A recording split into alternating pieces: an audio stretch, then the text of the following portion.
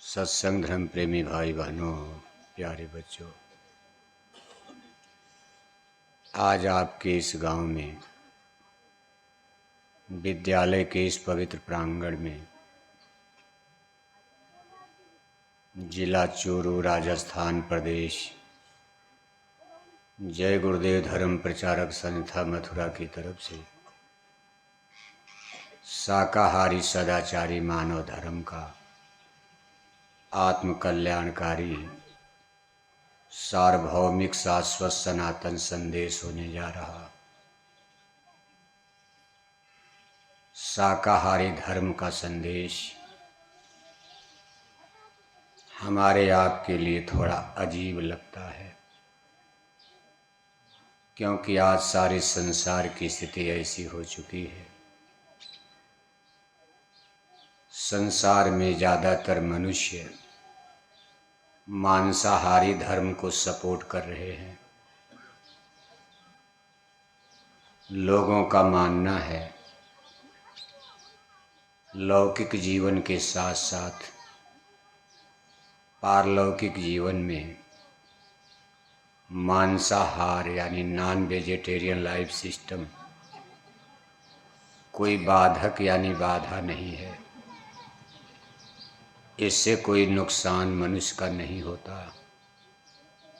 विशेषकर आज के इस इंटेलेक्चुअल वैज्ञानिक भौतिकवादी युग में, जिसको साइंस और विज्ञान का युग कहा जा रहा है,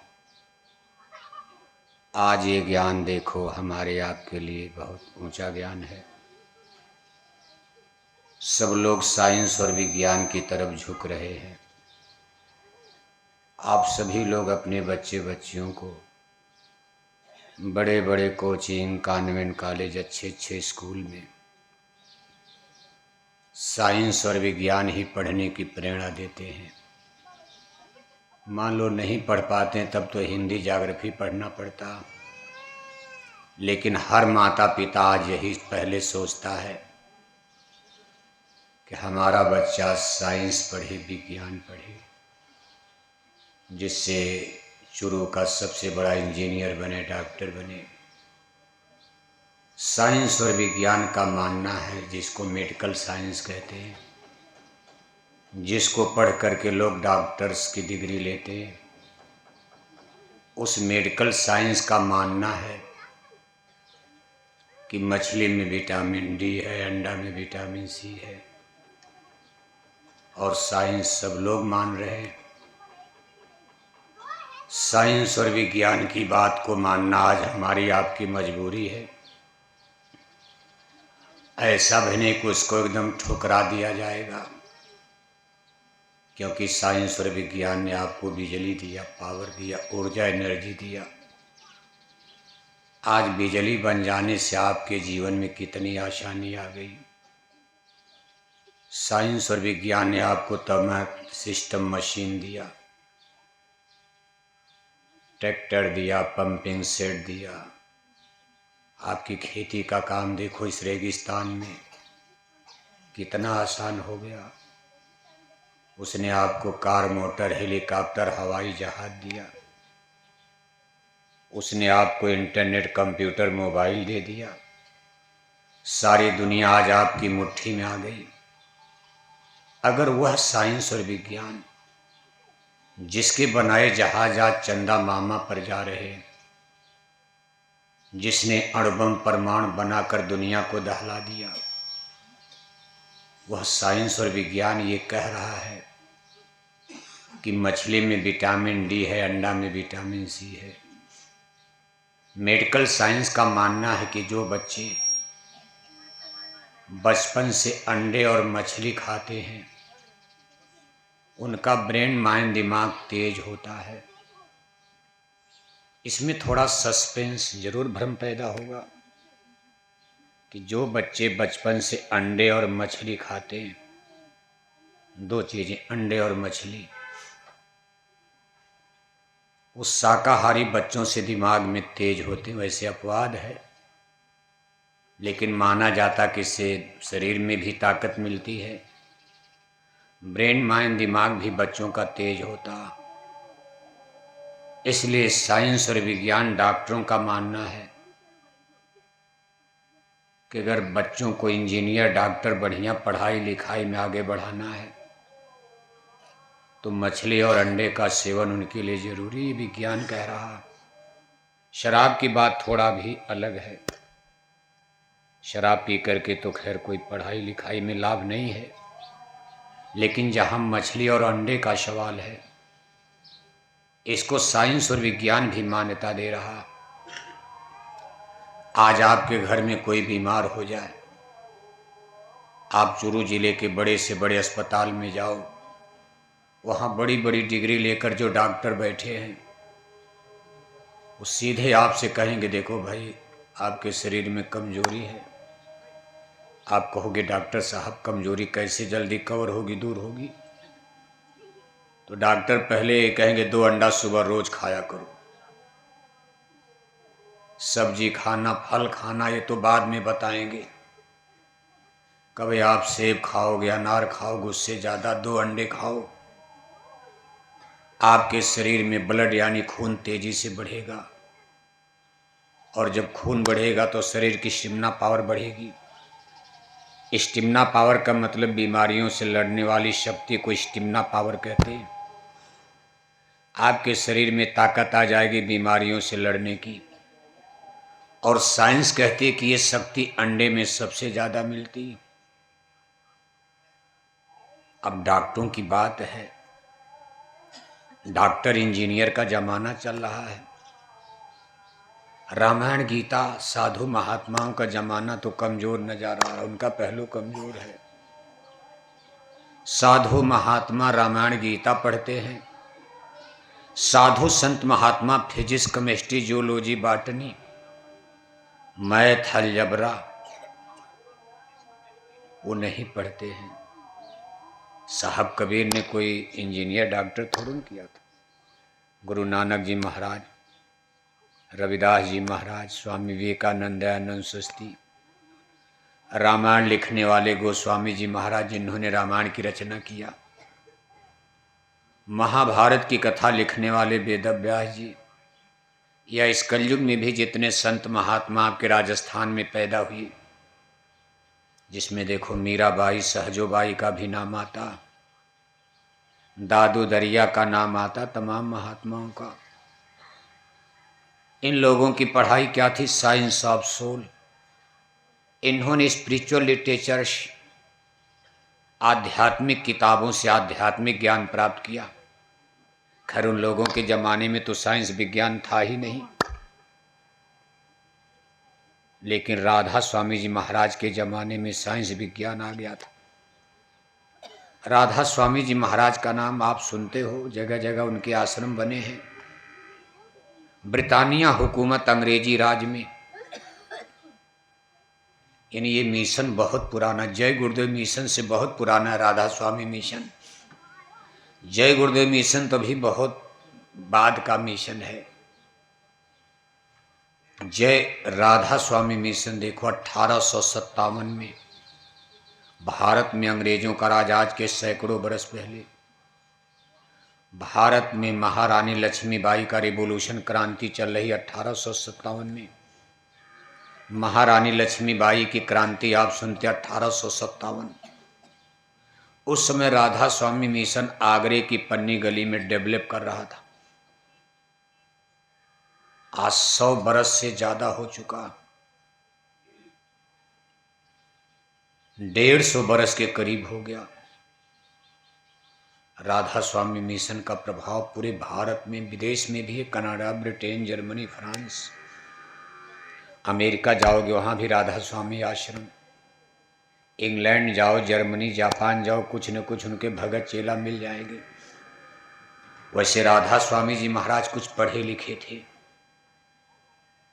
वो एक स्टेट में दीवान की नौकरी भी करते थे, लेकिन बाद में उन्होंने नौकरी चाकरी छोड़ के सत्संग प्रारंभ किया। उनके शिष्यों की लिस्ट में आगे आते हैं तीसरी पीढ़ी में बाबू सावन सिंह जी महाराज। ये अंग्रेजों के ज़माने में एग्जीक्यूटिव इंजीनियर हुए, ये भी पढ़े लिखे थे। इंजीनियर बनना मिलिट्री में, फौज में, अंग्रेजों के जम बिना पढ़ा लिखा आदमी तो बनेगा नहीं।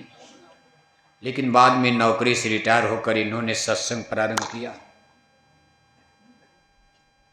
लेकिन जब जय गुरुदेव मिशन के संस्थापक हमारे गुरु महाराज ने 1952 में आज़ादी के बाद देखो सत्संग प्रारंभ किया।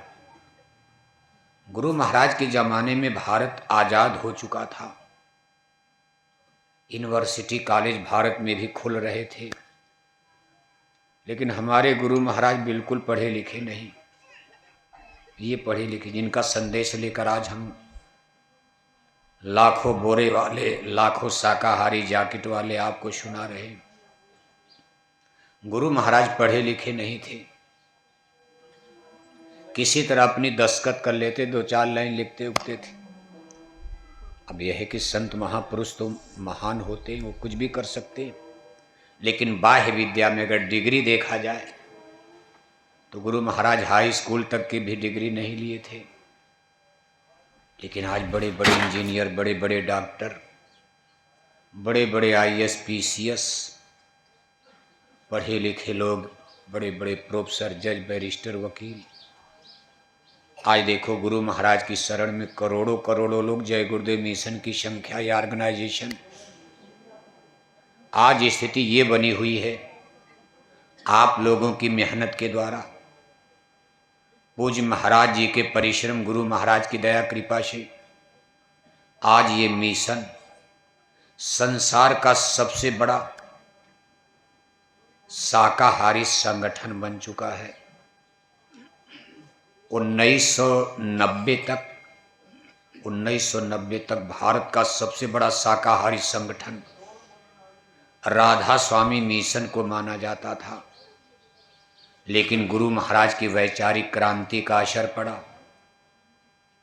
और सन 2000 के बाद इतनी तेजी से जय गुरुदेव मिशन डेवलप किया कि आज 2025 में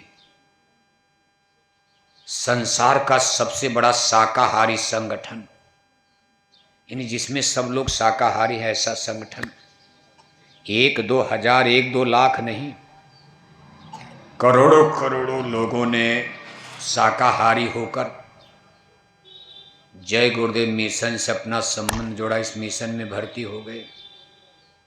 करोड़ों लोगों को मिला करके जय गुरुदेव धर्म प्रचारक संस्था आज ये संसार का सबसे बड़ा शाकाहारी संगठन बन चुका है। और इस संगठन के द्वारा शाकाहारी धर्म का प्रचार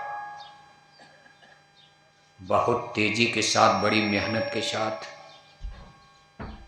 भारतवर्ष में प्रारंभ हो चुका है। विदेश में तो अभी कम है।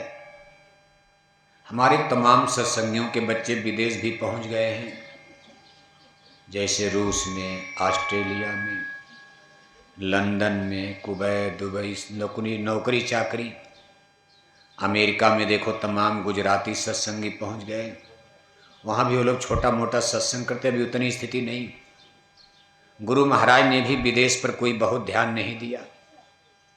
कहा पहले हमको भारत को ठीक करना, और भारत में भी सबसे पहले हिंदुओं को ठीक करना। हिंदुओं को क्या ठीक करना, मुसलमानों को नहीं। अभी गुरु महाराज ने कहा मुसलमानों को नहीं, मुसलमानों के यहाँ तो शाकाहारी मिलना कठिन है।